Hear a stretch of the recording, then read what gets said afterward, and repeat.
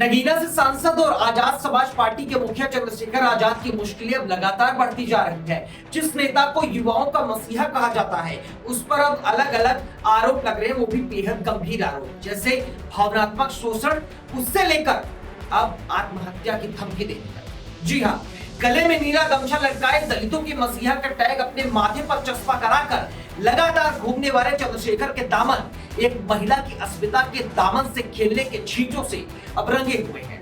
इतना ही नहीं, चंद्रशेखर पर आरोप है शारीरिक शोषण का। शायद चंद्रशेखर पर आरोप धमकाने और बरगलाने समेत कई आरोप लगे हैं।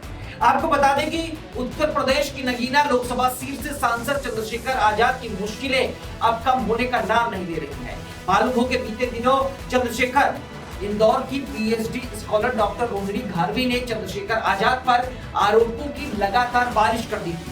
डॉक्टर रोहिणी ने चंद्रशेखर आजाद के खिलाफ मामला कोर्ट में ले जाने की भी बात कही थी, जिसके बाद चंद्रशेखर आजाद ने कहा था कि वो इस मामले का जो जवाब है वो अदालत में देंगे। अब इस केस में एक नया अपडेट ये सामने आया है कि डॉक्टर रोहिणी घारवी ने चंद्रशेखर आजाद के खिलाफ राष्ट्रीय महिला आयोग में शिकायत दर्ज कराई है और रोहिणी ने यह दावा किया है कि चंद्रशेखर ने उनसे शादी का झांसा देकर उनके साथ भावनात्मक और शारीरिक शोषण किया है।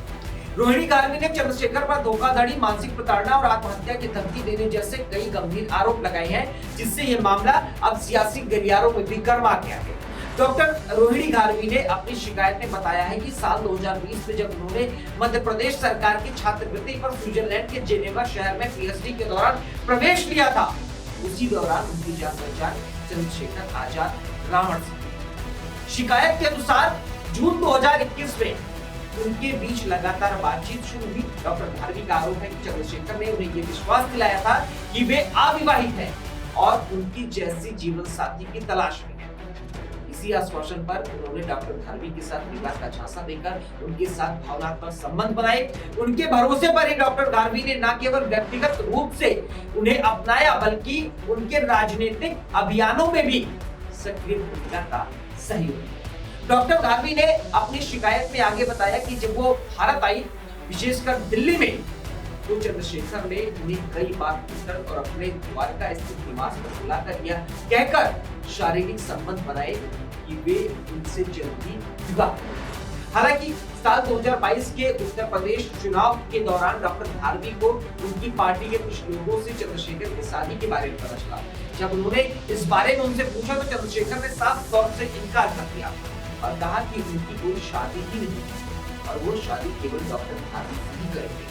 डॉक्टर घारवी का आरोप है कि जब उन्होंने इस संबंध को खत्म करने की बात की तो चंद्रशेखर ने आत्महत्या करने की थी और बहुजन आंदोलन छोड़ने जैसे कई बातें कहकर उन्हें मानसिक रूप से प्रताड़ित किया। उन्होंने ये भी कहा कि चंद्रशेखर ने उन्हें हमेशा धोखे में रखा और शुरू से ही खुद को अविवाहित बताकर शादी का झांसा देकर कई बार उनकी मर्जी के खिलाफ भी उनसे शारीरिक संबंध बनाए। डॉक्टर रोहिणी घारवी ने अपनी शिकायत में ये भी लिखा है कि चंद्रशेखर रावण ने उनके प्रेम, विश्वास, निष्ठा और समर्पण का दुरुपयोग किया है। विदेश में भी रहते हुए उन्होंने चंद्रशेखर के सामाजिक अभियानों में उनका खूब साथ दिया, लेकिन उनके अनुसार चंद्रशेखर ने न सिर्फ उनके भावनात्मक विश्वास को तोड़ा है, बल्कि उन्हें सामाजिक रूप से बदनाम भी किया है। डॉक्टर रोहिणी घारवी ने बताया कि आज स्थिति ये है कि लोग उन्हें रखैर जैसे शब्दों, अपमानजनक शब्दों से संबोधित कर रहे हैं, जिससे वो गहरे अवसाद में चली गई है और 2 बार आत्महत्या का प्रयास भी कर चुकी है। यानी जो चंद्रशेखर दलितों की मसीहा का चोला ओढ़कर बैठे रहते हैं, वो चंद्रशेखर इंसान के भेष में जानवर है। और चंद्रशेखर आजाद का जो पूरा नाम चंद्रशेखर आजाद रावण है, वो असल मायने में रावण है, क्योंकि महिलाओं के साथ दुष्कर्म और महिलाओं के साथ अभद्रता दोनों करने के लिए अब भी जाने जाते हैं। अब देखना होगा कि चंद्रशेखर पर लग रहे आरोपों से चंद्रशेखर कैसे बाहर निकलते हैं, क्योंकि अब ये जो पूरा मामला है वो पर्सनल नहीं रहा, ये पूरा मामला अब राष्ट्रीय महिला आयोग तक पहुंच गया है। क्या चंद्रशेखर आजाद इन आरोपों से खुद को बचा पाएंगे या फिर ये मामला उनके राजनीतिक करियर पर बड़ा असर डाल सकता है? सच क्या है और झूठ क्या है, इसका फैसला तो अदालत करेगी, लेकिन फिलहाल सियासत में इस खबर को लेकर जमकर भूचाल मचा हुआ है। इस एक्सक्लूसिव रिपोर्ट पर आपकी क्या राय है, कमेंट बॉक्स में जरूर बताइएगा और चैनल को सब्सक्राइब करना बिल्कुल ना भूलिएगा और वीडियो अगर पसंद आई तो वीडियो को लाइक करके शेयर जरूर कीजिएगा। शुक्रिया, धन्यवाद, नमस्कार, जय हिंद। वीके न्यूज, राष्ट्र के नाम।